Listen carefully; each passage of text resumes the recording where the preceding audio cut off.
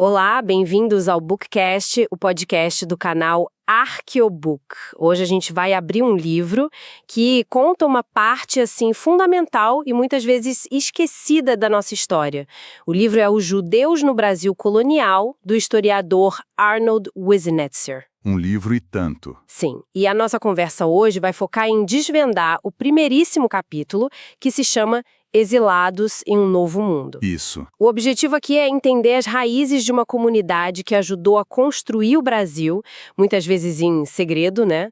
Sob a sombra da Inquisição. É uma história de perseguição, claro, mas também de uma resiliência impressionante. E de um jogo de poder muito complexo. E o autor já começa com um ponto que, para ele, é a chave de tudo. Que seria? A gente pensa na Espanha, em 1492, e a ordem foi clara, né? Ou se convertem, ou são expulsos. Ponto. Mas Portugal, segundo Wisnetzer, fez algo diferente. Diferente como? Ele usa uma palavra forte. Ele diz que a abordagem portuguesa foi essencialmente fraudulenta. Opa, peraí, fraudulenta. Por quê? Porque o objetivo não era expulsar. A coroa portuguesa não queria de jeito nenhum perder a sua população judaica. A gente está falando de quase 200 mil pessoas. 200 mil? É muita gente para a época. Era um motor de boa parte do comércio, da ciência. Expulsar essa gente toda seria um desastre para a economia do reino. Então o objetivo não era a expulsão, o objetivo era a conversão forçada. De todo mundo. Ah, entendi. Era uma forma de manter o capital humano, digamos assim, dentro do país. Exatamente. Mantinham a expertise, o dinheiro e, ao mesmo tempo, para fora se apresentavam como um reino católico unificado. É uma jogada de mestre, do ponto de vista da coroa. E isso cria uma figura social completamente nova, né? O tal do cristão novo. Exato. De uma hora para outra, Portugal ganha uma população imensa de novos católicos. Mas era só no papel, né? Uma conversão de fachada. Total. Por fora, iam à missa, batizavam os filhos, mas dentro de casa, às escondidas, muitos continuavam com suas práticas judaicas. Eram os judaizantes. E isso deve ter criado uma tensão social absurda. Explosiva. Porque de um lado você tinha os cristãos velhos, olhando com uma desconfiança enorme, e do outro os cristãos novos, vivendo com um medo constante. Um medo de serem descobertos. Justificado. O autor descreve um jogo de gato e rato terrível. A coroa, às vezes, proibia que eles saíssem do país para não perder a riqueza deles. Prendia todo mundo lá dentro. Isso. Mas em outros momentos, a violência popular era tão brutal que a única saída era deixar eles ir embora. O livro cita o massacre de Lisboa em 1506 como um ponto de virada. Vamos parar um pouco nisso, porque é um evento muito forte, não foi um conflito pequeno, né? De forma alguma. Foi um pogrom que durou dias. A população de Lisboa, atiçada por frades, saiu às ruas caçando cristãos novos.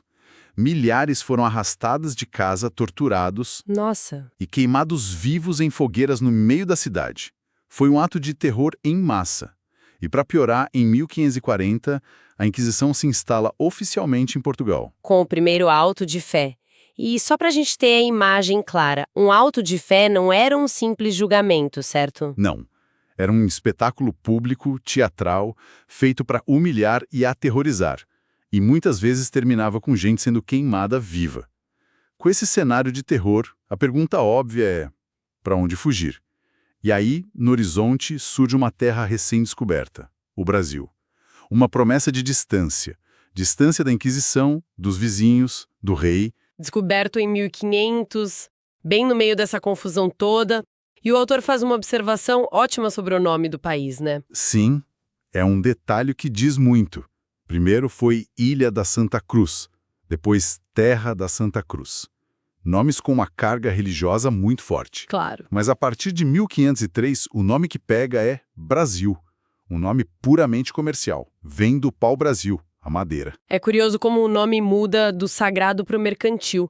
E segundo o livro, quem é que estava no centro dessa nova economia desde o minuto zero? Justamente eles, os cristãos novos. Eles foram os pioneiros, então? E o livro dá exemplos concretos.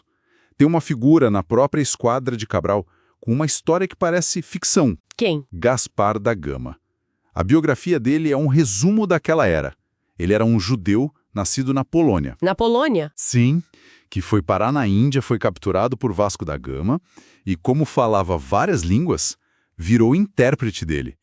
Pera, vamos com calma. Judeu polonês, capturado na Índia por um navegador português, que batiza ele à força e o lega para Lisboa. Como isso é possível? Ele era muito, muito habilidoso, caiu nas graças do rei, Dom Manuel, ganhou roupas do guarda-roupa real, recebeu servos, virou uma figura da corte. Mas o detalhe mais revelador Qual? é que mesmo depois de batizado, servindo ao rei, todo mundo na corte continuava chamando ele de o judeu. Isso diz tudo. A identidade religiosa era vista quase como algo racial que o batismo não apagava. Exatamente.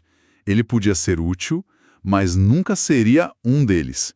A conversão era uma formalidade. A integração de verdade era impossível. Isso. E se o Gaspar da Gama é esse personagem fascinante, a fonte nos apresenta outra figura ainda mais central para a economia da colônia. Este a história fica ainda mais surpreendente, porque a primeira pessoa a receber uma concessão de terras no Brasil, o primeiro dono de um pedaço do país, Que deu nome à ilha que hoje a gente conhece como Fernando de Noronha. era um cristão novo. Isso muda completamente a nossa percepção dos pioneiros. Muda tudo. O nome dele era Fernão de Noronha. E ele não era um fugitivo qualquer, não. Ele já era um empresário poderoso em Lisboa, um cavaleiro da Casa Real. Então a conversão dele pode ter sido até voluntária para subir na vida. É o que o autor sugere. Em 1503, um consórcio liderado por ele arrendou do rei o direito exclusivo de explorar o pau-brasil. Basicamente, privatizaram a principal riqueza do Brasil por um tempo. O primeiro barão do pau-brasil. O primeiro. E deu tão certo que em 1504 o rei deu a ele a primeira capitania hereditária do Brasil, a ilha que logo passou a ser chamada pelo nome dele, Fernão de Noronha. Ou seja, um cristão novo foi uma passa basilar, fundamental, na administração e na economia da colônia desde o começo. Desde o dia zero. Incrível! Mas vamos voltar para a vida cotidiana da maioria, que não era um Fernão de Noronha. Como era, na prática, viver essa fé em segredo? O que era ser um judaizante no Brasil colônia? Sim, aí essa é uma das partes mais fascinantes do livro. O autor lista as práticas que os agentes da Inquisição eram treinados para observar. Pequenos gestos do dia a dia. Que tipo de coisa? Vestir uma roupa limpa na sexta-feira à tarde, se preparando para o Shabat. O sábado sagrado. Isso. Acender velas na sexta-noite e tentar esconder da vista da rua. Cozinhar na sexta tudo que ia comer no sábado, já que não se pode acender fogo no Shabat. Nossa, são detalhes muito sutis. Muito. Abater um animal segundo as regras judaicas, a kashrut, sangrando de um jeito específico. Varrer a casa para dentro e não para fora. E a alimentação devia ser um campo minado constante. Com certeza. Não comer carne de porco era o mais óbvio, claro, mas também não comer peixes sem escamas, como o cação. Jejuar em dias que não eram os do calendário católico, como o Yom Kippur. Até os rituais de morte eram diferentes, né? O livro fala disso. Sim, e muito perigosos. Eles evitavam cemitérios católicos. Buscavam o que chamavam de terra virgem, um local onde ninguém tinha sido enterrado antes. E durante o luto. Sentavam em bancos baixos, não em cadeiras. Comiam comidas específicas como ovos cozidos, azeitonas, e tinha um costume que a Inquisição anotou de colocar uma pérola ou uma moedinha na boca do falecido. Pra quê? Qual o significado? A crença era que o morto usaria aquilo para pagar pela primeira hospedagem na outra vida. É um detalhe que mostra a profundidade da fé que eles lutavam para manter. Pensa no peso psicológico disso tudo. Cada refeição, cada sexta-feira, cada funeral era um ato de resistência que podia custar a vida da sua família inteira. É uma tensão que a gente nem consegue imaginar. Como você acende as velas do Shabat sem que o vizinho veja pela fresta da janela. Exato. E essa influência não ficou só no comércio ou nos rituais. O autor mostra que ela se estendeu para um campo que a gente raramente associa a eles: a literatura. Sério? Chegou na poesia? Exato. O livro aponta para uma figura central, Bento Teixeira, considerado por muitos o pai da poesia brasileira. Ele também era um cristão novo, e a vida dele também terminou nas mãos da Inquisição, imagino. Terminou. Foi denunciado por várias coisas, mas principalmente por ter ideias consideradas heréticas. Tipo o quê? Ele dizia que o verdadeiro castigo depois da morte não era o inferno, mas a própria consciência pesada. Em 1594, foi preso aqui e enviado para as masmorras da Inquisição em Lisboa, onde morreu. Mas ele deixou uma obra. Deixou o poema épico Prosopopeia.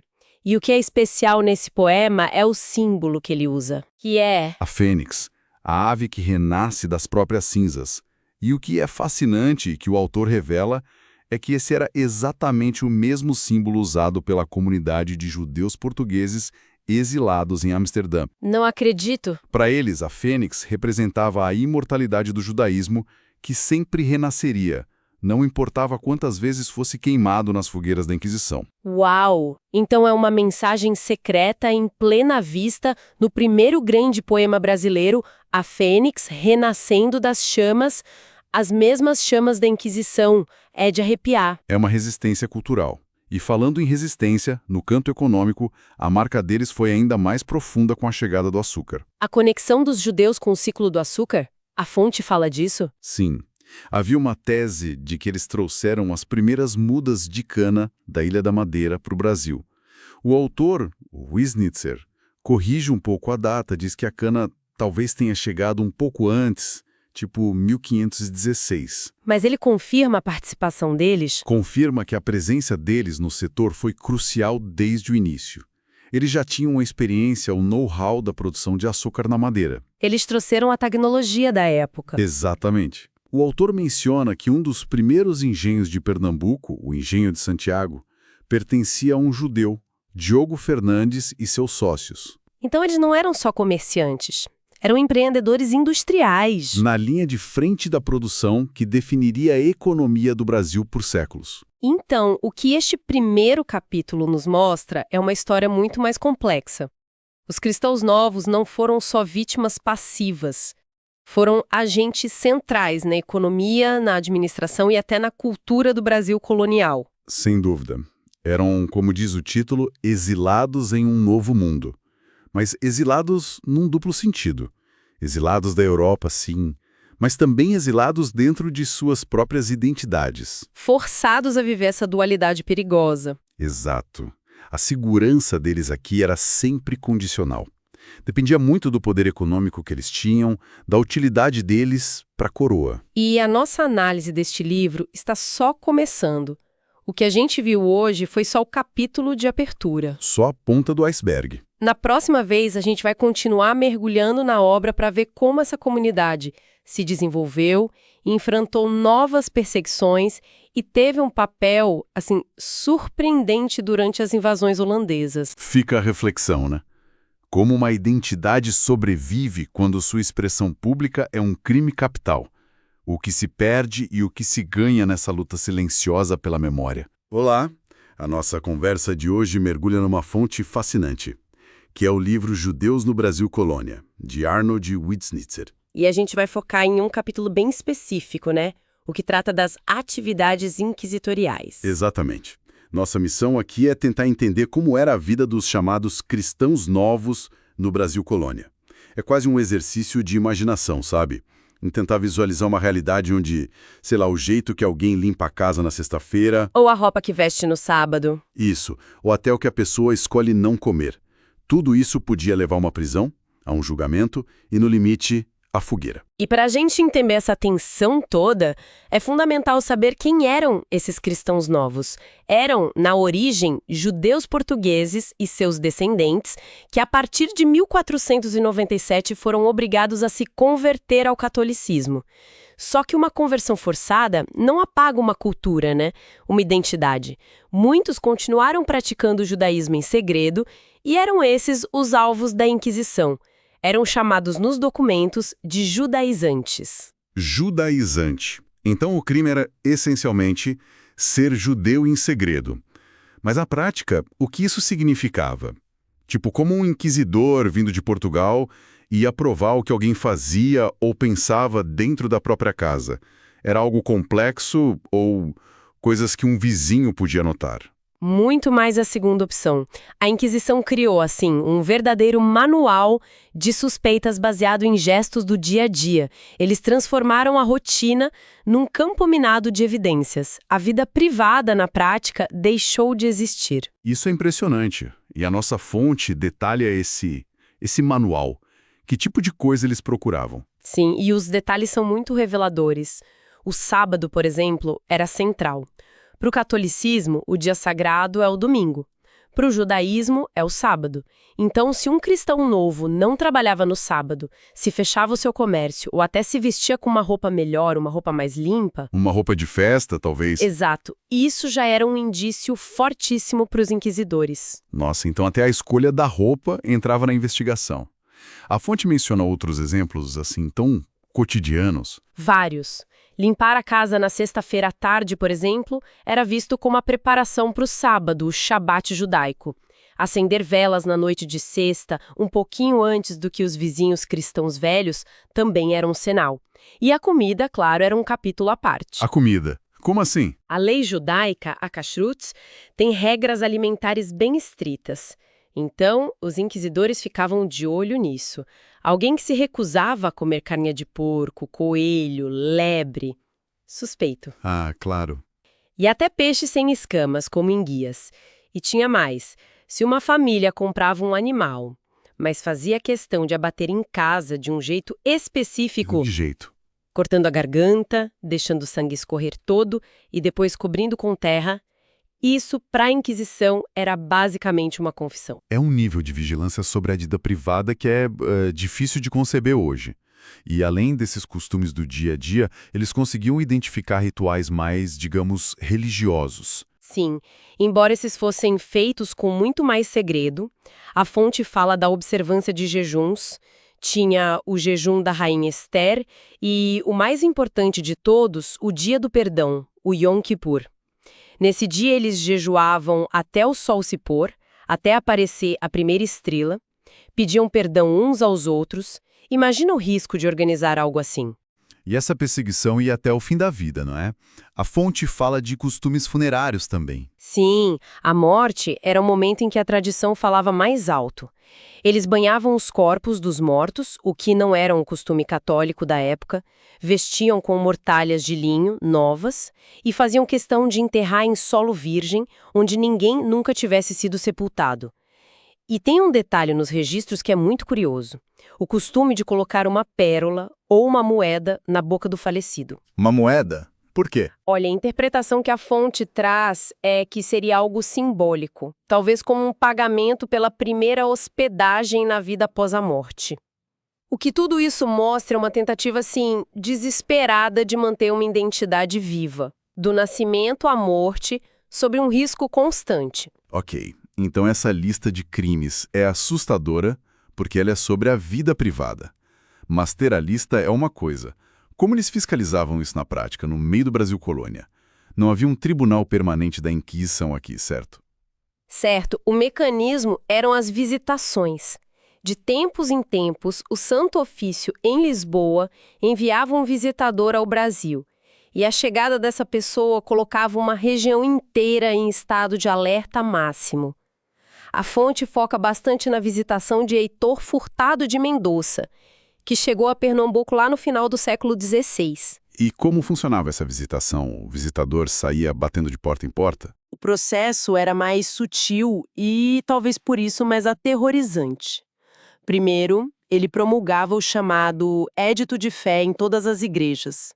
Era um documento lido em voz alta na missa que listava todas as heresias judaicas, essas mesmas que a gente falou, e convocava os bons católicos a denunciarem quem as praticassem. Então o Estado estava oficialmente pedindo para todo mundo vigiar o vizinho. Exatamente. E as pessoas denunciavam, porque junto com o édito vinha uma ferramenta psicológica poderosíssima, o tempo de graça. Era um período, tipo 30 dias, em que os culpados podiam se apresentar, confessar seus crimes e, o ponto crucial, delatar seus cúmplices. Em troca de penas mais leves, imagino. Em troca de penas mais leves. Isso é uma jogada de mestre em termos de manipulação. Eles transformavam as próprias vítimas em delatores. A comunidade devia se implodir por dentro. Exatamente. O sistema era desenhado para quebrar os laços de confiança. E o impacto ia muito além do religioso. A fonte traz um dado econômico que é impressionante. Pernambuco, na época, era a capitania mais rica do Brasil, movida pelo açúcar. E muitos dos grandes comerciantes eram cristãos novos. E o que aconteceu quando o visitador chegou? Pânico. Com medo de serem presos e terem todos os seus bens confiscados, que era o padrão, os comerciantes cristãos novos simplesmente pararam de emitir letras de câmbio. Peraí, quer dizer que a simples chegada de um inquisidor Sim, foi suficiente para paralisar a economia da capitania mais próspera da colônia? foi exatamente o que aconteceu. O crédito sumiu, o comércio travou. Isso mostra que o medo não era só uma questão de alma, era um agente econômico brutal. Sabe, até agora, a gente falou do sistema, das regras. É tudo meio anônimo. Mas o que me impressiona na fonte é que ela nos dá nomes, nos dá rostos. E um deles é uma figura que muita gente no Brasil já ouviu falar, mas talvez não nesse contexto. Bento Teixeira. Sim, o autor de Prosopopeia, né? Considerado o marco inicial do nosso barroco. A história dele é um exemplo perfeito da vida dupla e dos perigos daquela época. Teixeira era um intelectual, um professor, uma figura pública.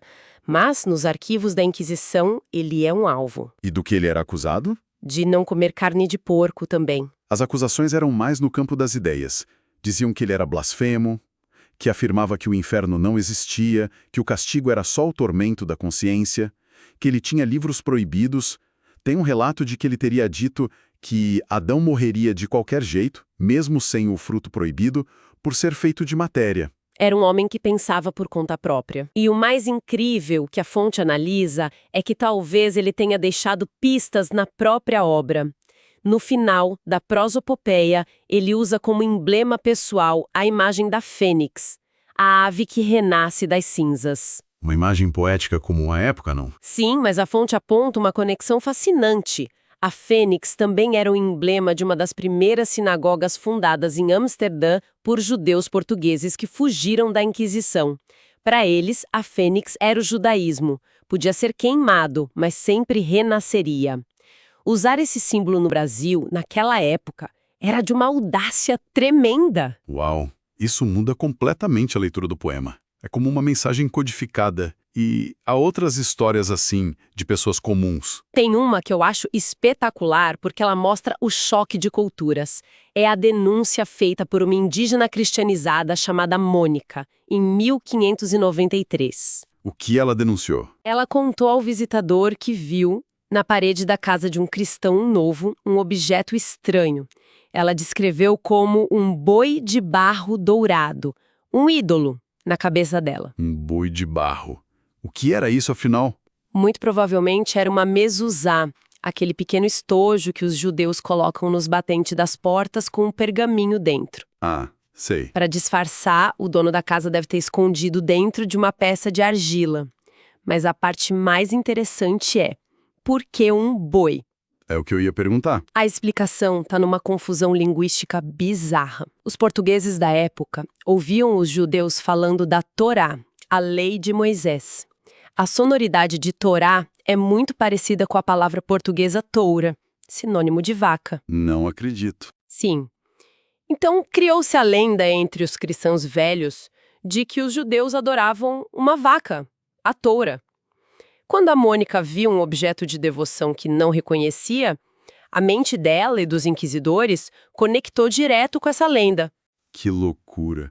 Essa história sozinha diz tanto sobre a época, a criatividade de quem tentava preservar a fé e a ignorância de quem acusava. É um microcosmo perfeito. Mostra como o preconceito se alimenta da falta de conhecimento, né? Então, juntando tudo isso, fica claro que não estamos falando só de perseguição religiosa. Havia um sistema complexo de controle social e econômico e um sistema cheio de contradições por parte da coroa portuguesa. Totalmente contraditório. É uma política dúbia que marca todo o período. De um lado, a ideologia da pureza do sangue exigia a perseguição. Do outro, a economia do império, especialmente no Brasil, dependia imensamente do capital e das redes comerciais desses mesmos cristãos novos. Perseguir e, ao mesmo tempo, precisar da pessoa que você persegue. Como eles resolviam essa equação? Com cinismo. A fonte destaca um evento que escancara isso, o Perdão Geral de 1605.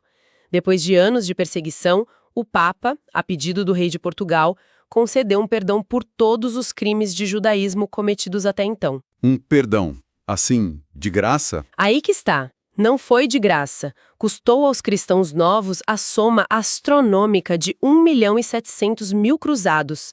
Foi, na prática, uma extorsão em escala imperial. Então a lógica era, eu te persigo, confisco seus bens, mas se você me pagar uma fortuna, eu te perdoo. Até a próxima vez. É exatamente esta dinâmica. Um ciclo vicioso. Perseguição, extorsão, perdão e depois tudo de novo. A segunda grande visitação ao Brasil, na Bahia, em 1618, reforça isso.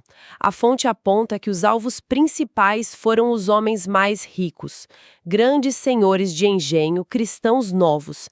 Era um negócio muito lucrativo. Analisando só este capítulo, então, o retrato que surge é o de um mundo de segredos, medo e vidas duplas, onde o Estado usava a fé como pretexto para controle social e expropriação de riqueza. Perfeitamente resumido. E é importante lembrar que essa foi a análise focada nas atividades da Inquisição. O livro continua a história. Exato. Na nossa próxima conversa, vamos usar as outras partes do livro para explorar o que aconteceu quando um novo poder, os holandeses, chegou ao Nordeste. Uma chegada que mudou completamente o jogo. E o que fica, ao final desta análise, para mim, é a resiliência. Apesar de toda essa pressão, as comunidades secretas encontraram formas de sobreviver. Isso faz a gente pensar muito sobre como a identidade persiste sob opressão. É uma ótima reflexão. E, para fechar, um pensamento final que é quase um paradoxo da história. Ironicamente, os arquivos da própria Inquisição, criados para destruir uma cultura, se tornaram hoje uma das fontes mais ricas que a gente tem para entender como essa cultura sobreviveu. Os instrumentos da opressão, com o tempo, acabaram virando os arquivos da resistência. Bem-vindos! Hoje nossa conversa mergulha numa história que, sério, parece roteiro de filme. Totalmente. E é uma história que a gente tira de uma fonte incrível. O livro Judeus no Brasil Colonial, do Arnold Wisnitzer. Isso. E o nosso foco hoje vai ser bem específico, no capítulo sobre as conquistas holandesas. A gente quer entender como é que um grupo de refugiados, os marranos, que viviam assim sob um terror constante da Inquisição, De repente se tornam peças-chave na maior operação, sei lá, comercial e militar da sua época, que foi a invasão holandesa do Brasil. Pois é, e não é só uma história de guerra, tem uma coisa de vingança, de liberdade e, claro, de poder, tudo misturado ali. Exatamente. E o interessante é que essa história, ela não começa com canhões na costa da Bahia, sabe? Ela começa bem antes, com navios mercantes chegando em Amsterdã. Amsterdã. Isso. Para a gente entender a invasão do Brasil, primeiro tem que olhar para Amsterdã. A Holanda era tipo a Startup Nation daquele tempo. Boa definição. Tinha acabado de se separar da Espanha e, com o Tratado de Utrecht, de 1579, estabeleceu uma política de tolerância religiosa que era revolucionária para a época. E para os marranos da Península Ibérica que viviam aquela vida dupla, sempre com medo. Para eles, Amsterdã não era só um lugar para ir. Era uma promessa de poder finalmente respirar, de ser quem eles eram de verdade. E que promessa, né? O livro descreve um florescimento que foi quase que instantâneo. Em pouquíssimo tempo, essa comunidade que vivia escondida, de repente... Estava construindo sinagogas, abrindo escolas, imprimindo livros. Exato. E não era só a infraestrutura. Eles formaram uma elite intelectual poderosa. A gente está falando de figuras como, por exemplo, o Isaac Aboab da Fonseca. Que era muito mais que um teólogo. Era um poeta, um símbolo dessa resiliência cultural toda. Pois é. E o fato dele, que veio de uma família forçada a se converter, se tornar o primeiro rabino a praticar o judaísmo livremente nas Américas, nossa, o simbolismo disso é enorme. É um simbolismo poderosíssimo. E por trás disso tudo, tinha uma aliança muito pragmática, muito pé no chão. Assim. De um lado você tinha os holandeses calvinistas, que precisavam de quê? Capital, expertise internacional e, claro, aliados na luta contra o inimigo comum. A coroa espanhola. Exato. E do outro lado, a comunidade judaica, que tinha exatamente isso para oferecer.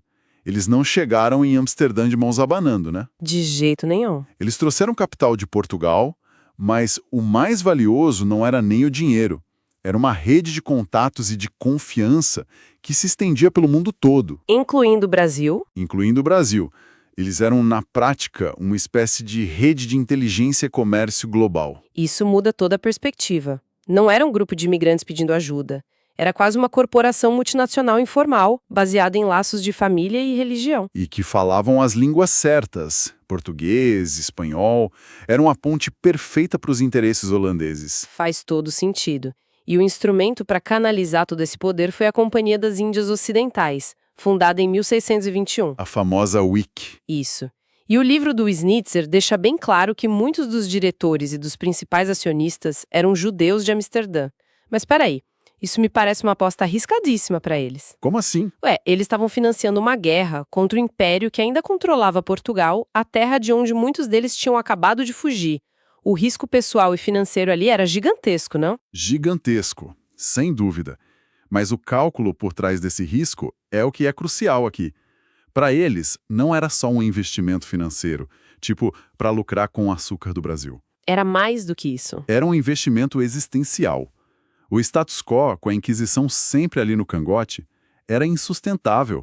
Financiar a companhia era financiar a chance de um futuro diferente, de ter um porto seguro no novo mundo. Onde eles pudessem viver abertamente. Exato.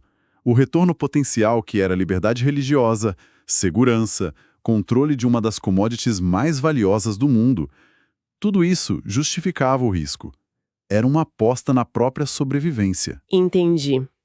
E a primeira grande jogada dessa aposta foi a conquista de Salvador, na Bahia, em 1624.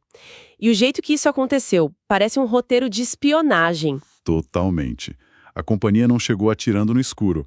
Eles tinham um dossiê completo da cidade. Sabiam de tudo. E essa informação era a arma principal, né? A principal. E vinha de duas fontes. Espiões holandeses que já operavam por lá e, de forma decisiva, dos próprios novos cristãos que viviam no Brasil. Eles eram os olhos e ouvidos da companhia dentro da fortaleza. Perfeito. Para eles, cada navio holandês no horizonte não era uma ameaça, era uma esperança. E o livro conta uma história que exemplifica isso de um jeito incrível. Um oficial naval holandês, Francisco Lucena, é capturado no Brasil. A carreira dele parecia acabada ali. Pois é, mas quem ajuda a libertar ele não é um comando militar, nada disso. É um rico comerciante novo cristão de Salvador, um tal de Gabriel Rodrigues Sanches. E o Lucena volta para a Holanda com o quê? Com a planta das defesas da cidade na cabeça. Exatamente. E quando a frota holandesa finalmente chega, o livro relata que outro novo cristão, Diego Lopes de Abrantes, foi quem correu para avisar que as tropas portuguesas tinham simplesmente desertado durante a noite. É a colaboração interna que garante a vitória. A conquista foi tanto uma operação militar de fora para dentro, quanto uma sublevação silenciosa de dentro para fora. E o resultado imediato foi a criação, ali em Salvador mesmo, da primeira comunidade judaica que podia praticar sua fé abertamente nas Américas. E a prova disso, que o Snitzer destaca, é um documento. Um simples contrato de empréstimo garantido por 5 membros da nação judaica de Salvador. Parece um detalhe burocrático, né? Mas é a certidão de nascimento do judaísmo público no Novo Mundo. Ainda que essa liberdade em Salvador tenha sido bem curta, né? Os portugueses e espanhóis retomaram a cidade pouco mais de um ano depois, em 1625. Imagina o desespero dessa comunidade que tinha acabado de se formar. Deve ter sido devastador. Muitos tiveram que voltar para a clandestinidade, outros fugiram.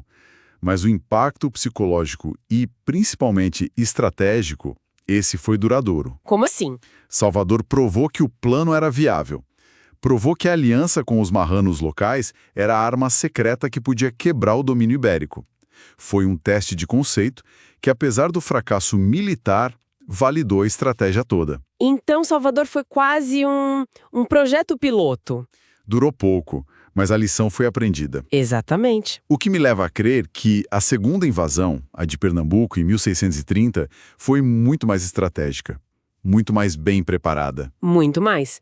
Eles não repetiram os mesmos erros. Em Pernambuco, a colaboração local foi ainda mais explícita, mais na cara. E aí tem um personagem central, né? Tem sim.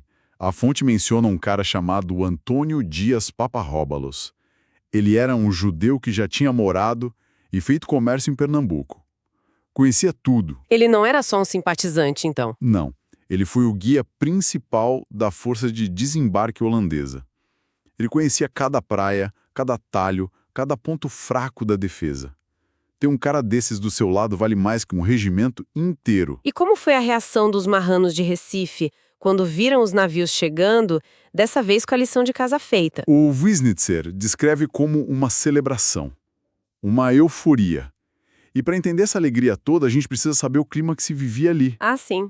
Corriam boatos muito fortes de que a Inquisição portuguesa estava prestes a instalar um tribunal permanente em Pernambuco. Nossa, Para uma comunidade que vivia há gerações com essa espada na cabeça, ouvindo histórias de parentes queimados em autos de fé em Lisboa, a chegada da frota holandesa não era uma invasão estrangeira. era uma libertação. Era uma libertação. Era o fim do medo. E é nesse ponto que a história ganha uma dimensão humana muito, muito forte.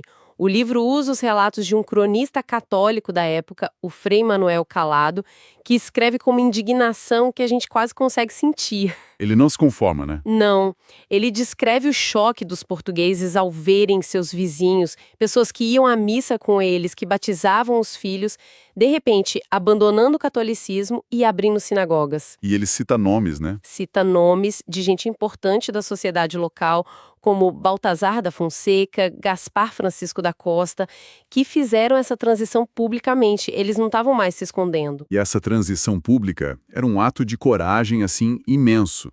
Mas o que mais me marcou no relato do Wisnitzer foi um detalhe pequeno tirado dos registros da Igreja Reformada Holandesa no Brasil. Qual detalhe? É a história de um casal de novos cristãos. Nos registros eles aparecem como Simon Lyon e a esposa Filipina da Fonseca. E no momento em que eles finalmente puderam professar a fé deles abertamente, Eles mudaram de nome? eles abandonaram esses nomes e adotaram os nomes hebraicos de Abraão e Sara. Peraí, vamos parar um pouco aqui. Isso é muito forte. É muito forte. Porque não é só uma formalidade, não é só trocar o nome no cartório. É um ato de apagar o nome que foi imposto pela perseguição e reivindicar a identidade original, a identidade dos patriarcas bíblicos. É simbólico demais. Imagina o peso de, pela primeira vez na sua vida, talvez pela primeira vez em gerações na sua família, poder assinar seu nome verdadeiro, o nome dos seus ancestrais, num documento público, sem medo. Exatamente. É um ato de renascimento. O nome que você carrega define quem você é publicamente. Para eles, Simon e Filipina eram os nomes da máscara, da sobrevivência na sombra. E Abraão e Sara? Eram os nomes da verdade, da liberdade. Essa mudança de nome talvez seja o símbolo mais íntimo e profundo do que a chegada dos holandeses significou para essas pessoas. Não era sobre política ou comércio, era sobre poder ser quem você realmente é. Era a reconquista da própria alma. Então, o que tudo isso significa, no fim das contas? Fica muito claro que a conquista holandesa vista por essa ótica foi muito mais do que uma troca de bandeiras no mastro do forte. Muito mais. Para a comunidade marrana, foi o evento que virou o mundo deles de cabeça para baixo, mas no melhor sentido possível. Permitiu que uma comunidade inteira, que viveu em sussurros por gerações, finalmente pudesse gritar sua identidade, sua fé e sua cultura a céu aberto. Perfeitamente colocado. E se a gente conectar os pontos, vemos que esse período no Brasil, embora tenha sido relativamente curto na grande linha do tempo da história, ele criou um refúgio de uma importância imensa. Um oásis de liberdade. Isso, um oásis de liberdade que não só salvou vidas, mas que também estabeleceu as bases para a vida comunitária judaica que iria florescer nos anos seguintes sob a administração holandesa. Foi um experimento único e precioso de tolerância no Novo Mundo. E é exatamente sobre a vida nesse experimento que a gente vai falar na nossa próxima análise. Vamos continuar a explorar o livro do Wisnitzer para entender como era o dia a dia nesse Brasil holandês, com um foco especial na figura complexa e fascinante de Johan Maurits van Nassau. O nosso Maurício de Nassau. Exatamente. A história está longe de acabar. Continuando a análise, estamos mergulhando num período da história do Brasil que é, assim, cercado de mitos, né? De imagens grandiosas. Totalmente. O governo de Maurício de Nassau, ali entre 1637 e 1644. E a nossa bússola para essa exploração é o livro Judeus no Brasil Colonial, do Arnold Wisnitzer. Pois é. E ele usa documentos da época para ajudar a gente a separar o que é fato do que é, bom, ficção. Exato. Porque quando se fala em Nassau, a primeira imagem que vem é de uma era de ouro, certo? Sempre. Um oásis de tolerância, de florescimento cultural. Tudo isso em pleno século XVII. A ideia aqui é justamente furar um pouco essa bolha. Entendi. O livro nos ajuda a ver as rachaduras nessa imagem de paraíso da tolerância. Afinal, como era a vida real da comunidade judaica ali, no dia a dia? Foi mesmo essa liberdade toda ou era uma tolerância condicional? Essa é a palavra, condicional, com muitas letras miúdas no contrato. É essa a questão que a gente vai investigar. Então vamos lá.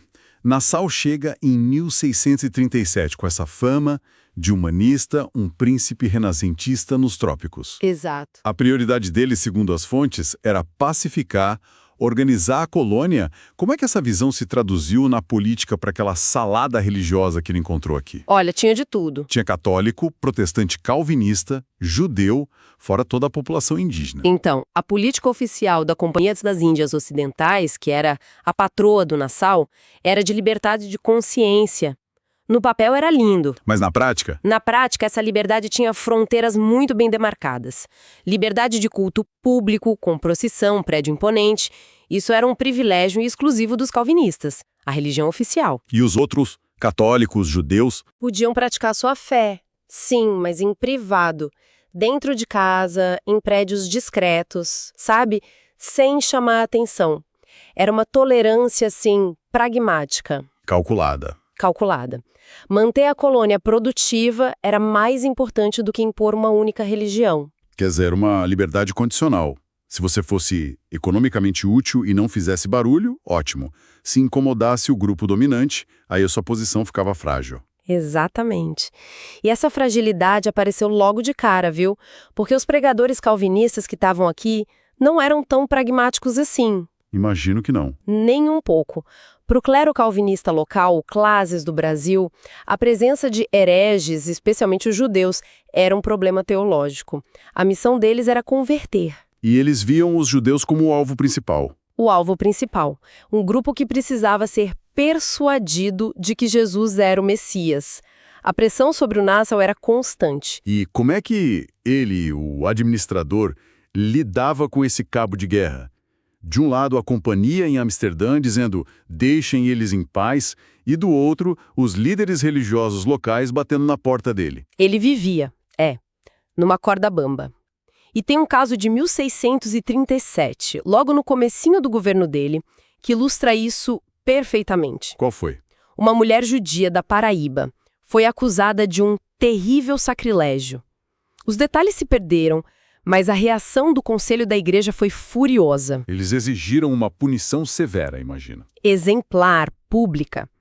Mas aí o governo de Nassau interveio, tirou o caso da alçada religiosa e levou para a esfera civil. E o resultado? O processo se arrastou por mais de um ano, sem uma resolução clara. Foi uma manobra política genial do Nassau. Ele não bateu de frente com a igreja, mas também não permitiu a punição. Usou a burocracia para esfriar os ânimos. Isso mostra que a tolerância dele era, na verdade, uma habilidade política de gerenciar crises, né? Exato. Uma proteção que dependia da astúcia do governante do momento.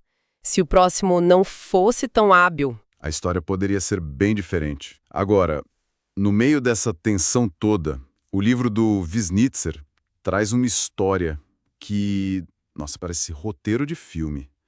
sobre a vida intelectual e religiosa dessa comunidade. Ah, essa parte é fascinante. A primeira decisão legal rabínica, o Responsum, documentada em todas as Américas, e envolve uma figura absolutamente bombástica da época. É um detalhe que muda toda a nossa percepção sobre eles. A gente tende a imaginar um grupo isolado, né, tentando sobreviver. Mas a história é o contrário. Como assim? Um judeu do Brasil, chamado Jacob Lagarto, escreveu uma carta para um dos maiores rabinos do mundo na época, Chaim Shabbatai, que vivia em Salônica, hoje na Grécia. E o que ele perguntava? A pergunta era sobre as alegações de um homem que estava virando o mundo judaico de cabeça para baixo. Sabbatai Zevi. A gente precisa dar a dimensão de quem era Sabbatai Zevi. Ele não era um pregador qualquer, ele se declarou o Messias. E provocou um movimento de massa que abalou comunidades judaicas da Europa ao Oriente Médio. Famílias venderam tudo, esperando o retorno iminente à Terra Santa. Era o assunto do século. E um judeu aqui do Recife estava participando ativamente desse debate. Ativamente. Pensa no que era uma carta sair do Brasil e chegar na Grécia em 1640. Meses de viagem, e mesmo assim a conexão existia. Ele queria uma orientação de peso. E a resposta veio. Veio e foi categórica. O rabino de Salônica respondeu. Zevi era um falso Messias. O que isso nos diz sobre a comunidade do Brasil? Que não eram apenas comerciantes, havia uma vida intelectual pulsante, sofisticada, conectada com os grandes centros de pensamento judaico. Eles estavam no meio do furacão. Revela uma comunidade madura que buscava orientação das autoridades mais respeitadas. É uma janela fascinante. Exatamente. E muita dessa vida comunitária, claro, era sustentada pela atividade econômica. E é aí que os mitos realmente começam a cair por terra. Então vamos puxar esse fio. Porque a tensão religiosa que você mencionou, ela era alimentada por ressentimento econômico, né? E a grande surpresa para mim foi o que as fontes dizem sobre a indústria do açúcar. Assim. A imagem que ficou é que os judeus eram os reis do açúcar no Brasil holandês. Esse é talvez o maior mito de todos. E o Snitzer usa os próprios relatórios da companhia para desmontá-lo. Ele traz dados de 1639. E o que eles dizem? Naquele ano, existiam 166 engenhos de açúcar na colônia. Desses, apenas 10 pertenciam a judeus. Espera, 10 de 166? Exato. Isso dá cerca de 6%. Só 6%? Nossa, os números são muito diferentes do mito. E o resto? O resto se dividia assim. 60%, a maioria ainda, era de portugueses brasileiros e outros 32% de holandeses cristãos. Ou seja, a participação judaica no topo da cadeia produtiva era minoritária. Importante sim, mas minoritária. Longe de ser dominante. Isso é uma correção histórica muito relevante. Mas por que será que esse mito se tornou tão forte? Provavelmente por causa de algumas figuras muito proeminentes que foram erroneamente identificadas como judias. O caso mais famoso é o de Jorge Homem Pinto. Ele era o maior senhor de engenho da colônia, né? O maior. Um magnata. E por muito tempo se afirmou que ele era judeu, o que reforçava essa ideia do domínio no açúcar. Mas ele não era. Qual é a prova que o livro apresenta? A prova é documental. Irrefutável. Em 1644, Jorge Homem Pinto recebeu do governo português a Comenda da Ordem de Cristo. Uma honraria de prestígio. Imenso. E o Estatuto da Ordem de Cristo era claríssimo. Era reservada exclusivamente para católicos de sangue limpo com ascendência cristã velha comprovada. Impossível para um judeu receber. Impossível. Esse detalhe encontrado nos arquivos corrige essa antiga imprecisão. Ok, o quadro está mais claro.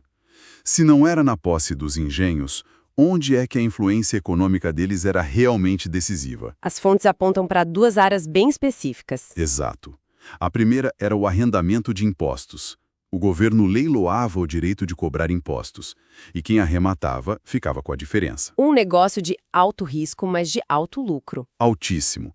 E nessa área, a liderança judaica era inquestionável. Quão inquestionável. Os números de 1638 são impressionantes. Mais de 73% de todos os contratos de impostos foram arrematados por judeus. 73%? Sim, nomes como Moses Navarro eram figuras centrais. Isso dava um poder econômico enorme, mas também os colocava numa posição muito impopular. Ninguém gosta do cobrador de impostos, né? Claro. E essa habilidade de lidar com dinheiro, imagino que tenha levado a outra área central e muito sombria da economia colonial. Sem dúvida. A segunda área de grande influência era o comércio de africanos escravizados. A companhia tinha um monopólio da importação. E quando os navios chegavam, as peças eram leiloadas. Exato. E o livro, citando os documentos, afirma que nos leilões os compradores eram quase sempre judeus. E por quê? A razão era pragmática. Eles tinham capital líquido, dinheiro vivo para arrematar os lotes. Isso criava uma dinâmica de mercado muito particular, imagino. Com certeza, porque essa falta de concorrência permitia que eles comprassem a preços baixos e depois revendiam a crédito com juros para os senhores de engenho. E os lucros? Podiam chegar a 300%. A influência era tanta que, se um leilão de escravizados caísse num feriado judaico, ele tinha que ser adiado, não haveria compradores. Então temos uma comunidade que não domina o açúcar, mas é extremamente visível em áreas nevrálgicas como impostos e o comércio de escravizados. A receita para o ressentimento parece pronta. Completamente, e o ressentimento cresceu. Os concorrentes holandeses, à medida que aprendiam português, começaram a ver os judeus como rivais. E os pregadores calvinistas, claro, nunca baixaram a guarda. E isso chegou a se formalizar em queixas para o governo? Sim, tem uma carta de 1637 que é muito reveladora. Oficiais de Olinda escreveram para a companhia em Amsterdã reclamando que o país estava sendo inundado de judeus. Acusando eles de quê? De fraude, práticas desleais e pedindo abertamente que a imigração fosse freada e suas atividades restringidas. É a hostilidade saindo da igreja e entrando na política. E como a companhia e o governo de Nassau reagiram? Foi sempre um jogo de equilíbrio. O governo local de Nassau proibia as manifestações religiosas públicas, tentava manter a paz. Mas a companhia na Holanda? A companhia na Holanda continuava a ser a grande protetora. Para os diretores em Amsterdã, a lógica era estratégica. Os judeus eram aliados politicamente confiáveis e economicamente indispensáveis. Então era uma hostilidade local, contida por um poder central distante. Exatamente. E essa dinâmica é a chave de todo o período. E no meio de toda essa tensão, tem a história da construção da Ponte do Recife, que é quase uma metáfora de toda essa relação, né? É uma ótima anedota. Em 1641, Nassau queria conectar o Recife à nova cidade Maurícia. E ele contratou um empreiteiro judeu, Baltazar da Fonseca. Para construir a primeira grande ponte do Brasil. Isso. Mas o projeto era ambicioso. Fonseca encontrou enormes dificuldades técnicas no meio do caminho e desistiu do contrato. Então a história do engenheiro judeu brilhante que construiu a ponte sozinho também é um mito. É mais uma lenda. Na prática, a segunda metade da ponte foi concluída com pilares de madeira por um custo bem menor. A história real não é sobre um gênio, mas sobre um esforço conjunto, complexo, com erros e acertos. Um símbolo perfeito da realidade do Brasil holandês. Muita ambição e muito improviso. Uma cooperação que funcionava, mas com trancos e barrancos. Então, quando o governo de Nassau termina, em 1644, qual é a fotografia da comunidade judaica? Foi o auge? Mas um auge já com sinais de decadência? Exatamente essa a imagem. O período de Nassau foi, sem dúvida, o pico da prosperidade. A comunidade estava estabelecida, com 2 sinagogas funcionando, líderes espirituais importantes. A comunidade judaica mais bem estruturada das Américas na época. Sim. No entanto, os alicerces já estavam tremendo. A hostilidade local era palpável e, em 1644, ano da partida de Nassau, novas restrições já estavam em vigor. Que tipo de restrições? A construção de novas sinagogas foi proibida. E uma nova lei, muito prejudicial, determinou que 2/3 dos corretores comerciais tinham que ser cristãos. o que fechou um setor econômico vital para eles. Exato. Ou seja, a Era de Ouro termina com a comunidade no seu momento mais próspero, mas também mais vulnerável. Uma prosperidade sobre um chão muito, muito frágil. Fica claro que esse período foi muito mais do que uma simples história de tolerância. Foi um jogo complexo de interesses, de liberdade com limites muito claros e tensões borbulhando sob a superfície. Precisamente. E criou o palco perfeito para os eventos dramáticos que viriam a seguir. A partida de Nassau foi o que retirou a principal viga de sustentação dessa estrutura.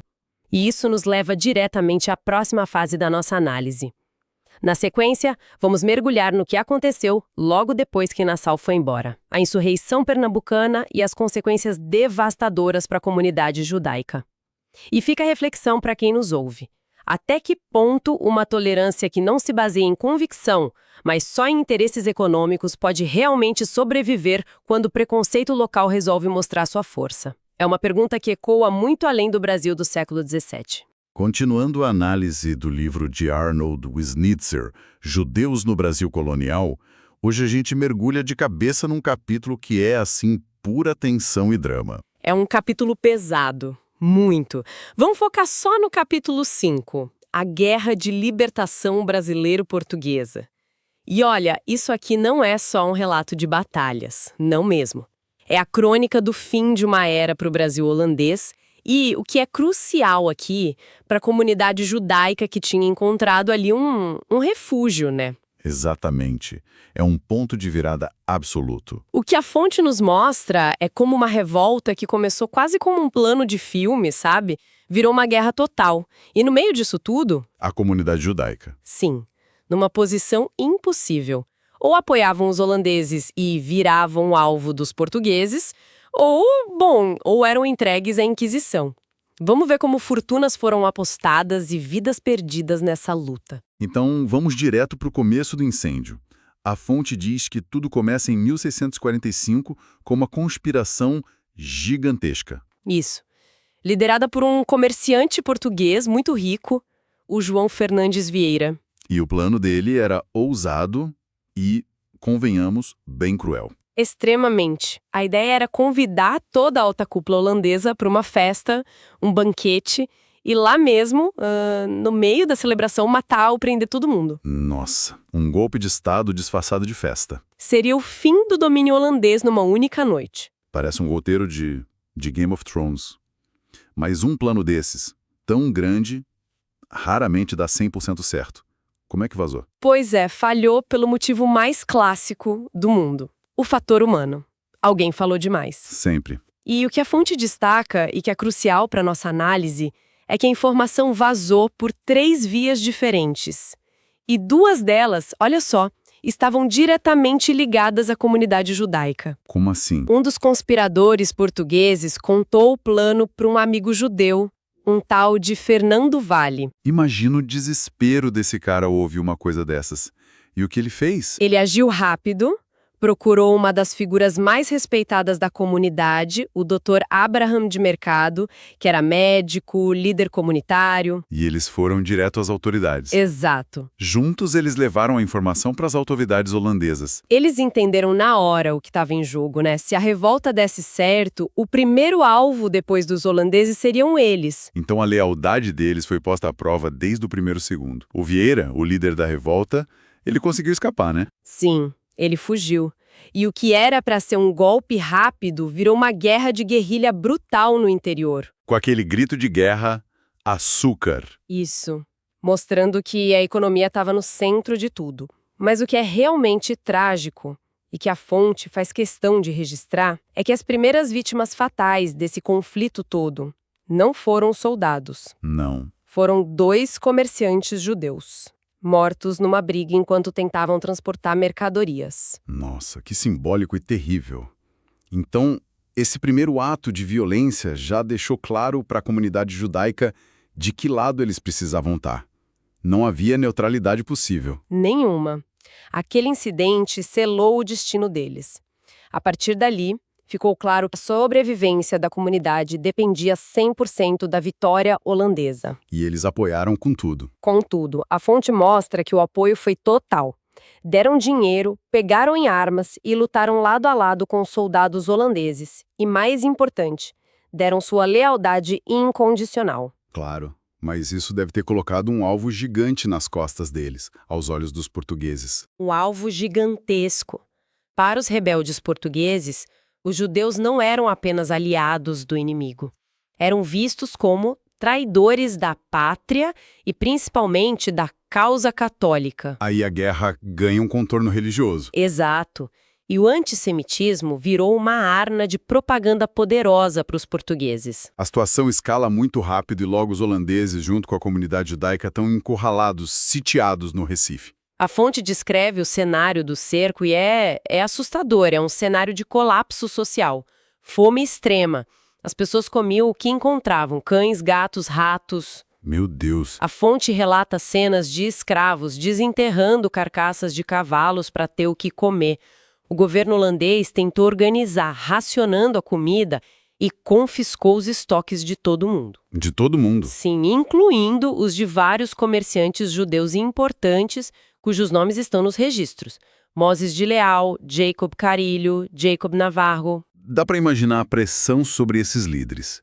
Eles tinham que ajudar a financiar a guerra e, ao mesmo tempo, ver a própria comunidade passando fome. E nesse caos todo, acontece um momento em que a defesa holandesa quase desmorona por completo, certo? Sim. Os soldados holandeses, sem receber salário e passando fome, estavam prestes a se amotinar. Um motim no meio de um cerco seria o fim. E é aí que o Conselho Supremo holandês faz um apelo desesperado. Para os judeus. Eles pedem um empréstimo de emergência aos judeus ricos da cidade. Espera aí. Eles já tinham perdido seus estoques de comida e agora tinham que bancar o exército. Quanto eles conseguiram levantar? Foi uma quantia astronômica para a época. 100 mil florins. 100 mil. Só para ter uma noção, isso era uma fortuna capaz de financiar exércitos. Eles basicamente se tornaram os banqueiros da resistência holandesa. Porque a outra opção era a Inquisição. O cálculo deles, como a fonte deixa claro, era brutalmente simples. Era melhor morrer lutando do que ser capturado pelos portugueses. Eles estavam literalmente pagando pela chance de sobreviver. Isso é um all-in. Eles apostaram tudo o que tinham na vitória holandesa. E quando a situação parecia completamente perdida, acontece uma virada digna de cinema. É um daqueles momentos que a realidade supera a ficção, sabe? Em junho de 1646, com a cidade à beira da rendição, 2 navios holandeses, o Valk e o Elizabeth, Conseguem furar o bloqueio. conseguem furar o bloqueio naval português e chegar ao porto do Recife. Eles não traziam só comida, né? Traziam esperança. Exatamente. Trouxeram suprimentos vitais, mas, mais importante, trouxeram a notícia de que uma grande frota de socorro holandesa já estava a caminho da Europa. O alívio deve ter sido imenso. Tão profundo que a fonte conta que foram cunhadas medalhas de ouro para comemorar. A inscrição dizia: o Recife foi salvo pelo Valk e pelo Elizabeth. Isso mostra o quão no limite eles estavam. Essa história coletiva da guerra é muito intensa. Mas enquanto tudo isso acontecia, a fonte nos joga numa história individual que é talvez ainda mais poderosa, a de Isaac de Castro. Sim, o livro dedica uma atenção especial a ele porque a história do Isaac de Castro personifica o terror que todos sentiam. Ele se tornou o primeiro mártir judeu do Brasil. Era muito jovem, né? Muito. 19 anos. Um jovem culto que morava no Recife, mas cometeu o erro fatal de viajar para a Bahia, que estava sob domínio português. E lá ele foi reconhecido. Imediatamente. Católicos que o tinham visto frequentar a sinagoga no Recife o denunciaram para a Inquisição. E aí começa o calvário dele. Sim, mas aqui a gente vê a inteligência dele. Levado perante o tribunal, ele usa uma estratégia jurídica muito astuta. Ele diz que seu nome é José de Lis e que ele nasceu judeu, de pais judeus. Qual era a lógica por trás disso? Ele estava tentando usar as regras da própria Inquisição contra ela? Exatamente. Pelas regras da Inquisição, uma pessoa que nunca foi batizada na fé católica não poderia ser julgada como herege apóstata. ou seja, um traidor da fé. Era uma ofensa menor. Bem menor. Era uma tentativa brilhante de escapar da pena de morte. Mas não funcionou? Não. O bispo da Bahia percebeu a manobra e o enviou para ser julgado pelo Tribunal Principal, em Lisboa. E lá, por 2 anos, de 1645 a 1647, ele passou por um processo terrível. Interrogatórios. Sim, com frades e teólogos tentando de tudo para convertê-lo ao catolicismo. Ofereceram clemência, perdão, se ele apenas se convertesse. E ele se manteve firme, inabalável. A resposta dele era sempre a mesma. Ele nasceu judeu e morreria judeu. A coragem dele é impressionante. Até que ele foi condenado. Finalmente, em 15 de dezembro de 1647, ele foi condenado à fogueira num auto de fé. Acho que muita gente já ouviu esse termo, auto de fé, mas não sabe exatamente o que era. Não era só uma execução, certo? De forma alguma. O auto de fé era um espetáculo público, um ritual de poder da Inquisição, projetado para humilhar os condenados e aterrorizar a população. Era teatro do terror. E mesmo nesse cenário, no caminho para a própria morte, a fonte diz que Isaac de Castro não fraquejou. É um momento de uma força simbólica imensa. A caminho da fogueira, um frade ainda caminhava ao lado dele, fazendo uma última tentativa de convertê-lo. E ele recusou. E segundo os relatos da época, que a fonte cita, suas últimas palavras, gritadas já do meio das chamas, foram a oração mais fundamental do judaísmo. Shema Israel Adonai Eloheinu Adonai Echad. Ouve, ó Israel, o Senhor é nosso Deus, o Senhor é um. Que coragem! A morte dele deve ter tido um impacto gigantesco. Um impacto profundo. A notícia se espalhou e ele foi lamentado em sermões, poemas, em toda a Europa, especialmente em Amsterdã, onde a família dele morava. Ele virou um símbolo. Ele personificava o que estava em jogo para todos no Brasil. Exatamente, a aniquilação pela Inquisição. É uma história individual que resume a tragédia coletiva. E enquanto isso acontecia em Lisboa, como estava a guerra lá no Recife? Aquele alívio com os navios durou? Infelizmente não. O socorro de 1646 foi um fôlego, mas não uma solução. O destino da colônia foi selado em 2 batalhas terríveis, as batalhas dos Guararapes. Em 48 e 49. Isso. Foram derrotas devastadoras para os holandeses. A força militar deles no Brasil foi quebrada ali. E mesmo nesses momentos de derrota, a fonte ainda mostra a presença judaica, né? Sim, é um detalhe fascinante.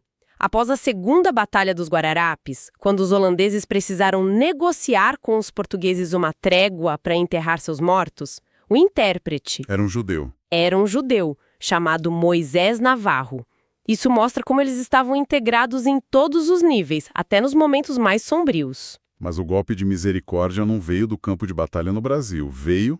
Veio de muito mais longe. Exato. O prego final no caixão do Brasil holandês foi martelado na Europa. O que aconteceu? A Holanda, de repente, entrou em guerra com a Inglaterra de Oliver Cromwell, uma guerra naval gigantesca.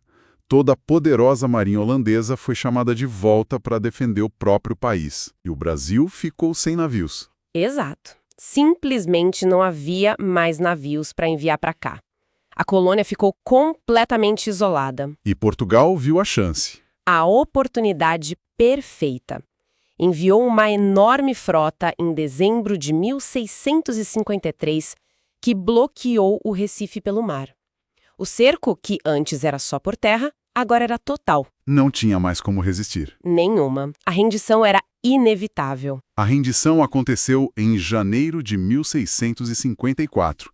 E os termos, num primeiro momento, até pareciam razoáveis, não é? Olhando por cima, pareciam generosos.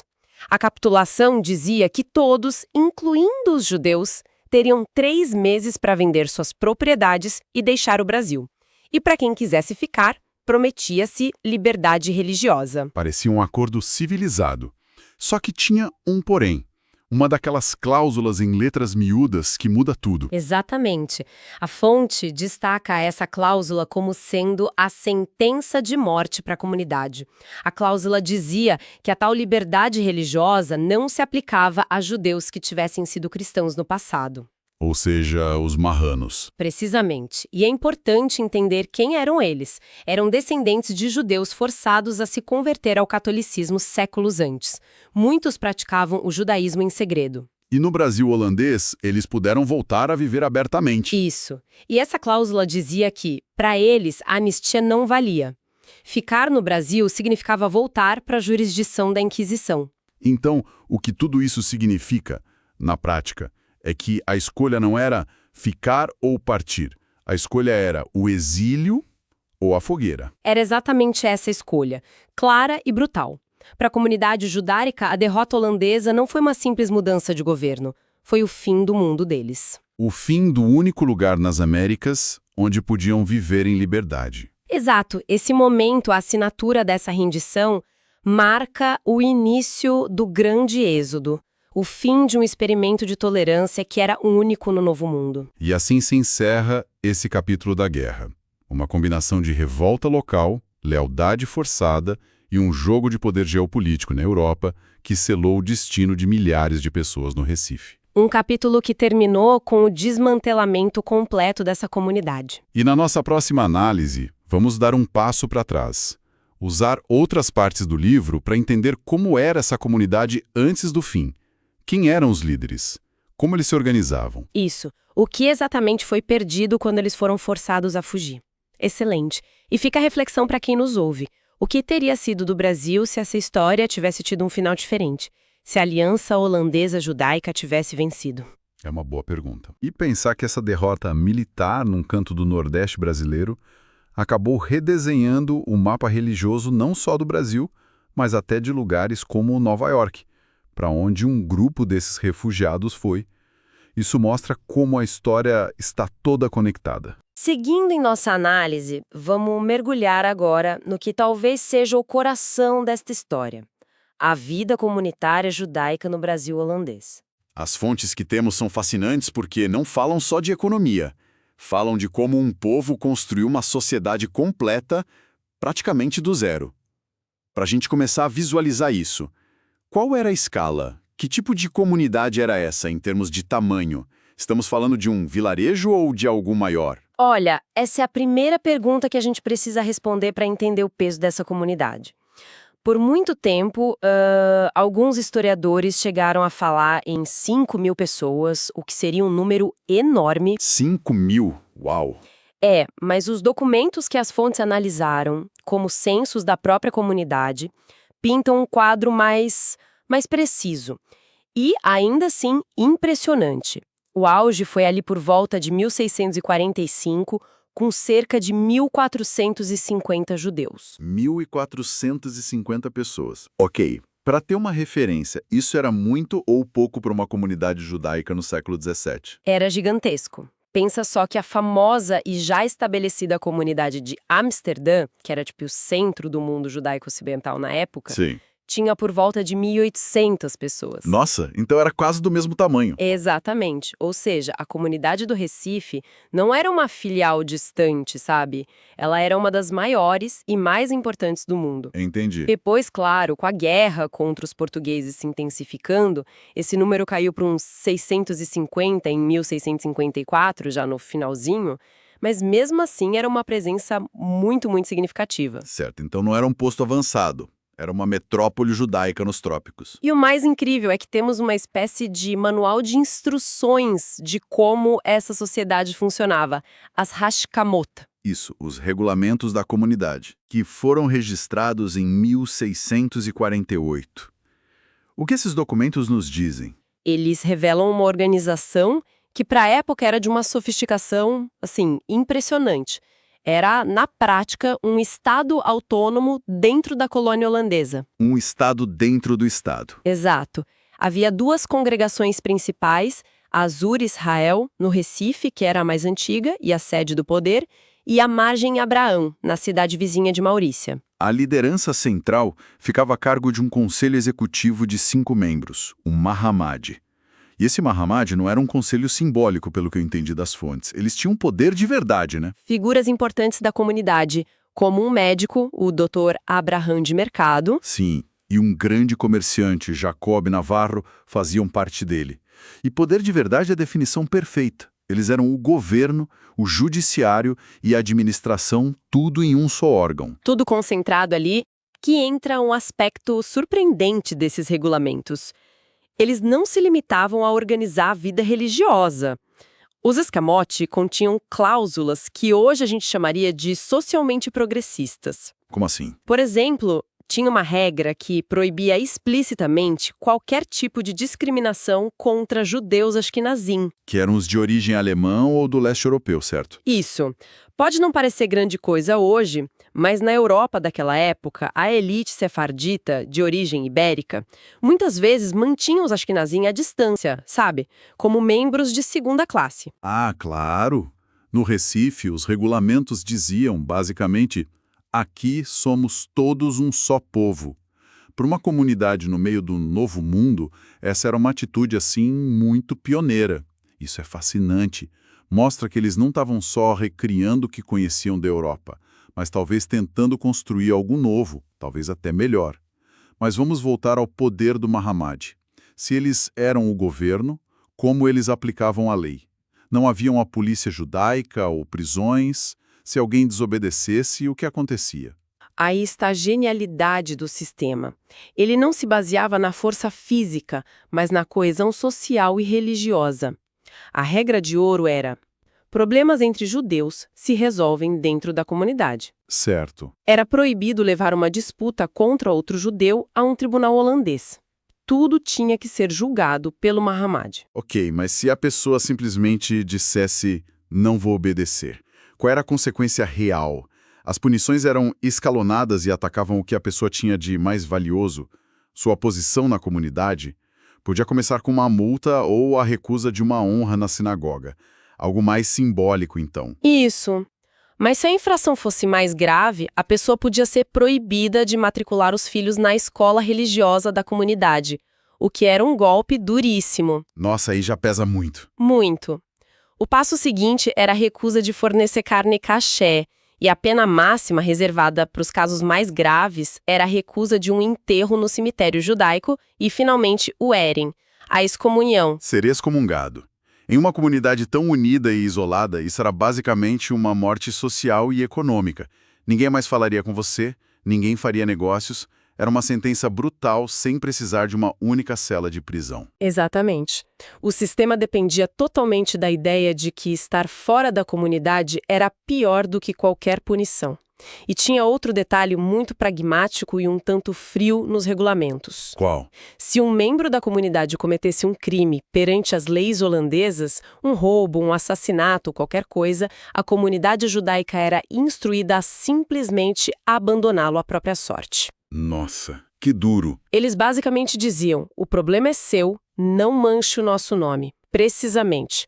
A reputação coletiva da comunidade perante as autoridades holandesas era a prioridade máxima. Eles não podiam arriscar que o crime de um indivíduo comprometesse a liberdade de todos. Era uma lógica de sobrevivência de grupo muito, muito claro. É uma estrutura de autogoverno impressionante. Mas isso tudo custa dinheiro. Manter as sinagogas, a escola, os funcionários, ajudar os pobres. Nas fontes eu vi que o sistema de impostos deles era incrivelmente detalhado. Tinha taxa até para exportar açúcar, não é? Exatamente. E não só açúcar. O sistema tributário era a espinha dorsal financeira da comunidade. Havia uma porcentagem sobre praticamente tudo que era importado ou exportado. Tinha uma taxa fixa por cada caixote de açúcar que saía do porto. Entendi. Havia impostos específicos sobre tabaco, conservas e até mesmo sobre a compra e venda de escravos, o que, bom, reflete a realidade econômica da época. E não parava no comércio. Vi também que eles criaram algo como um imposto de saída. Sim, o imposto de imigração. Se um judeu decidisse deixar o Brasil, ele precisava pagar uma taxa significativa. A justificativa era que a comunidade como um todo tinha dívidas e quem saía precisava contribuir com sua parte para não sobrecarregar quem ficava. Faz sentido. Além dos impostos regulares, a receita vinha de doações voluntárias, multas pelas infrações aos rascamote, e quando nada disso era suficiente, o Mahammad podia simplesmente instituir uma contribuição especial obrigatória para todos. Era um sistema completo para garantir a autossuficiência. Falamos das regras, da justiça, do dinheiro, mas e as pessoas? Quem eram as figuras que davam a liga espiritual e intelectual a tudo isso? A figura central, sem dúvida, era o rabino Isaac Aboab da Fonseca. Ah, sim. Ele não era um simples líder religioso local, ele era uma celebridade intelectual vinda de Amsterdã. Era poeta, um mestre da gramática hebraica, um cabalista. O primeiro rabino a atuar em todas as Américas, né? Exatamente. Tê-lo no Recife era como uma pequena cidade hoje ter um intelectual de renome mundial como residente. A presença dele dava um peso, um prestígio imenso à comunidade. Ele era a estrela, mas precisava de uma equipe, imagino. Com certeza. Havia toda uma estrutura. O Razan, que era o leitor das preces na sinagoga, era o Joshua Velosinos. Havia professores para as crianças, os Meladim. Havia o Shochet, o responsável pelo abate ritual dos animais para garantir a carne kasher, e inspetores para fiscalizar essa carne. Eram dezenas de pessoas em funções administrativas e religiosas, todas pagas com os fundos da comunidade, mostrando o nível de organização que eles alcançaram. Então vamos recapitular. A gente tem uma comunidade judaica grande, rica, com um sistema de governo próprio, leis que eram até progressistas para a época, um sistema financeiro robusto e uma liderança intelectual de ponta. Eles construíram um mundo no Nordeste do Brasil. Mas, como a gente sabe, a história deu uma guinada dramática. O que aconteceu quando os portugueses, com a Inquisição no seu rastro, reconquistaram o território em 1654. Esse foi o fim abrupto desse mundo. A vitória portuguesa significou a expulsão. O tratado de capitulação que os holandeses assinaram deu aos judeus um prazo de 3 meses para liquidar todos os seus bens e deixar o Brasil. Foi um êxodo em massa. 3 meses? Sim. Dos cerca de 650 que ainda estavam lá, a grande maioria teve que partir. E para onde eles foram? Imagino que a maioria tenha voltado para Amsterdã? Sim, Amsterdã foi o destino principal. Mas o que as fontes destacam é o destino de um pequeno grupo de refugiados que embarcou em um dos 16 navios que deixaram o Recife. A jornada deles foi um drama à parte. O que aconteceu? O navio foi capturado por piratas espanhóis no Caribe. Eles perderam tudo. Quando pareciam condenados, foram resgatados por um navio francês, que por acaso estava passando. O capitão francês concordou em levá-los ao porto holandês mais próximo. E em setembro de 1654, esse pequeno grupo de 23 refugiados desembarcou em um posto comercial holandês na América do Norte chamado Nova Amsterdã. Espera aí. Nova Amsterdã, que mais tarde se tornou Nova York.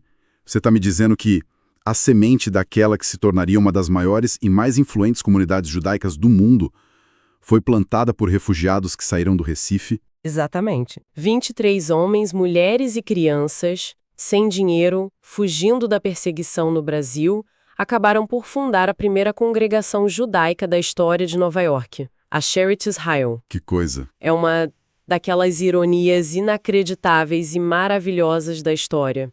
Uma linha direta do Recife para Manhattan. Que virada de roteiro! Isso é muito mais do que uma curiosidade histórica. Muda completamente a perspectiva. A história judaica nas Américas não começa nos Estados Unidos, começa no Brasil. E é o fim da experiência brasileira que dá início à experiência nova-iorquina. Isso é algo que precisa ser mais conhecido. Uma conexão absolutamente incrível. É a prova de como a história é fluida, né? A diáspora forçada daquela comunidade acabou plantando sementes em novos lugares, com consequências que ninguém na época poderia ter imaginado. Essa conexão é um desfecho poderoso que mostra o legado duradouro de quem partiu. Mas e aqueles que por algum motivo não puderam ou não quiseram ir embora? Na sequência, vamos analisar a última parte do livro, que aborda justamente o destino dos marranos que permaneceram no Brasil após a expulsão dos holandeses. Um detalhe fascinante que as fontes trazem sobre os regulamentos da comunidade no Recife é uma inovação para a época.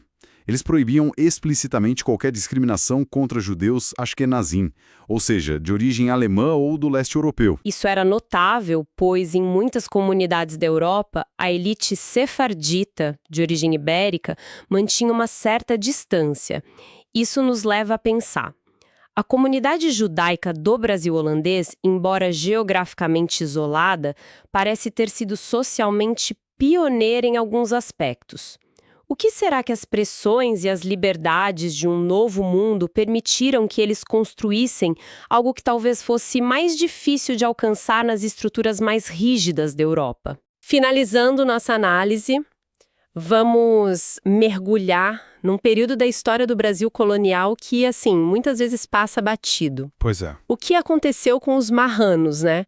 Os judeus forçados à conversão depois da saída dos holandeses em 1654. Exato. A gente tende a focar muito na Inquisição lá em Portugal, no período holandês aqui, mas e o que veio depois? As fontes que temos pintam um quadro bem sombrio, mas que leva a uma transformação assim surpreendente. É um ponto fundamental, porque com a expulsão dos holandeses, aquela breve janela de relativa tolerância religiosa que existiu no Nordeste, ela se fecha com um estrondo. Acabou.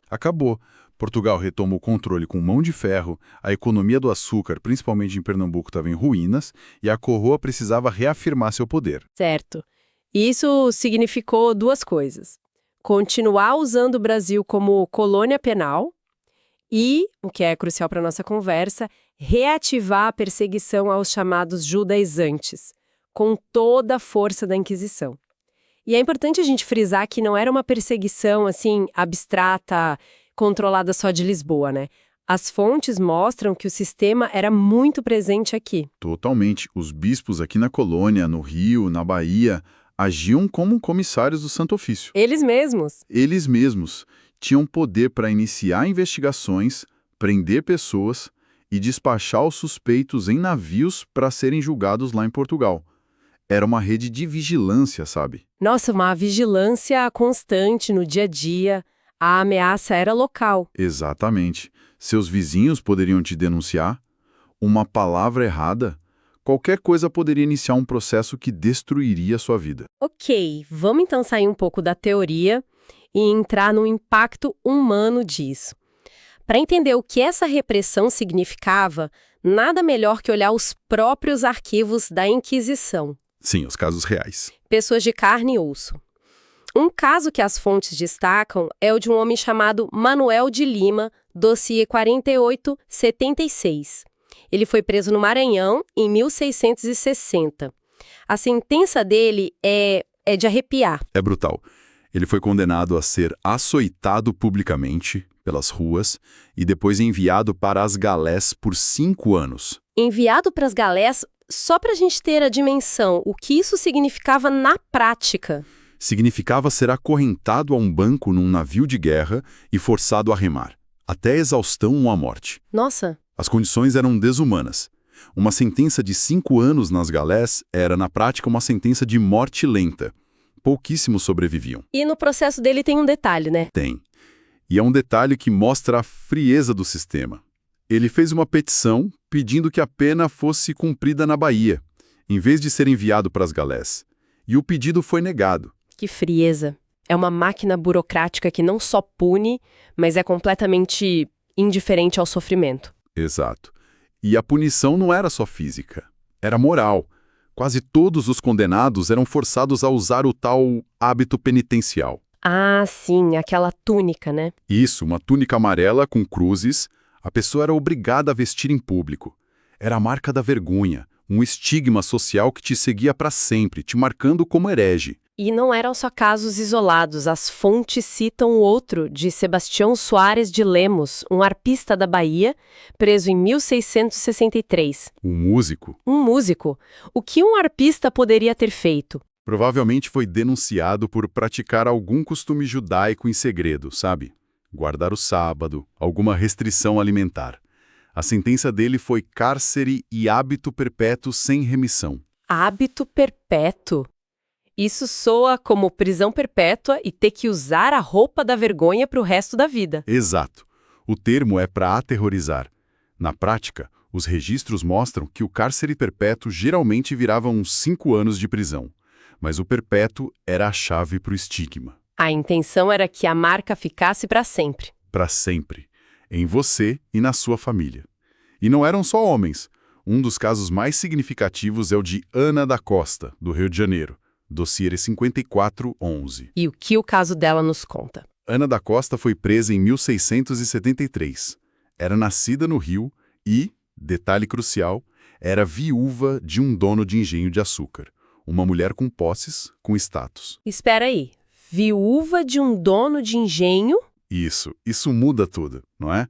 Não estamos falando mais de um artesão.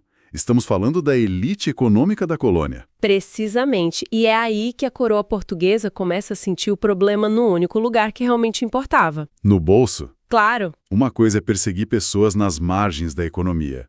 Outra, bem diferente, é quando a máquina da Inquisição começa a mirar e a confiscar os bens de quem movimenta a economia do Império. Os produtores de açúcar. Exatamente. O caso da Ana da Costa é um sintoma. Então, o que as fontes começam a mostrar é algo inesperado. O que colocou um freio nessa perseguição toda não foi uma onda de tolerância, foi o dinheiro, ou a falta dele. Exatamente isso. A perseguição, o medo, as prisões e principalmente o confisco de bens dos cristãos novos, isso começou a paralisar a indústria do açúcar.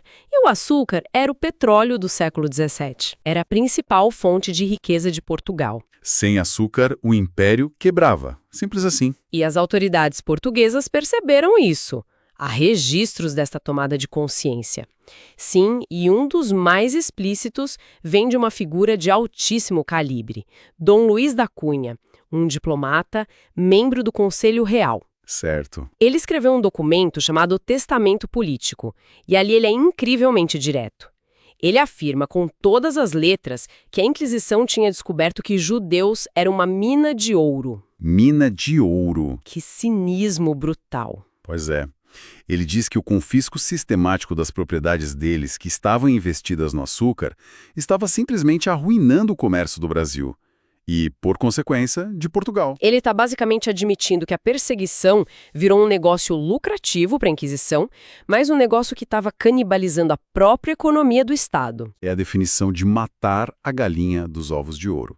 A percepção desse desastre se tornou tão forte que o rei foi forçado a intervir. Ele decretou que os engenhos de açúcar não poderiam mais ser confiscados pela Inquisição. Ok, isso cria uma situação completamente absurda. Como assim? Você pode prender o dono do engenho, sentenciá-lo em Lisboa, mas o negócio dele, o engenho, fica intocado. Não funcionava. Era um paradoxo insustentável. A coroa estava tentando ter o melhor dos dois mundos. Manter a aparência de ortodoxia religiosa Isso e, ao mesmo tempo, proteger a base econômica do império. era uma contradição em termos. O Império se viu num beco sem saída. Ou salvava as almas, na ótica da Inquisição, ou salvava a economia. Os dois ao mesmo tempo se provou impossível. Certo. Então o império tem um problema gigantesco nas mãos. A religião manda prender, a economia manda soltar. Como eles saíram dessa? Bem, eles não saíram. Alguém teve que entrar e quebrar tudo. E esse alguém foi o Marquês de Pombal. Ah, claro. Sebastião José de Carvalho e Melo. Exatamente. O primeiro-ministro todo-poderoso do rei Dom José I. Pombal era um homem do iluminismo, um déspota esclarecido. Ele via a situação com um pragmatismo absoluto. Ele não estava preocupado com teologia, mas com a eficiência do Estado. Perfeito. Para ele, essa distinção entre cristãos novos e cristãos velhos era um câncer social e econômico. E ele agiu de forma radical. E o que ele fez? Em 25 de maio de 1773, ele convenceu o rei a assinar uma lei que era, para a época, uma bomba. A lei simplesmente abolia de uma vez por todas qualquer distinção legal entre cristãos novos e velhos. Com uma canetada, ele apagou quase 300 anos de segregação oficial. Isso. Todas as leis discriminatórias anteriores foram anuladas. A partir daquele dia, perante a lei, todos eram simplesmente portugueses. Mas a gente sabe que uma lei no papel nem sempre muda a realidade. Como Pombal garantiu que essa lei pegasse? Aí que está o pulo do gato dele. A lei não era um pedido, era uma ordem com dentes muito afiados. Ele estabeleceu punições inacreditavelmente severas para quem desobedecesse. Quão severas? Por uma pessoa comum, do povo, a pena era açoitamento em praça pública e o exílio para Angola. Exílio em Angola? Por usar um termo, isso é incrivelmente desproporcional. Era. Mas Pombal não estava tentando promover a boa educação. Ele estava realizando uma cirurgia social à força. Ele entendia que um preconceito tão antigo não ia desaparecer com bons modos. O único jeito era tornando o custo de expressar isso insuportavelmente alto. Exato. Era uma mensagem de força do Estado dizendo: este assunto acabou. E não era só para o povo, não. Atingia todo mundo. Todo mundo.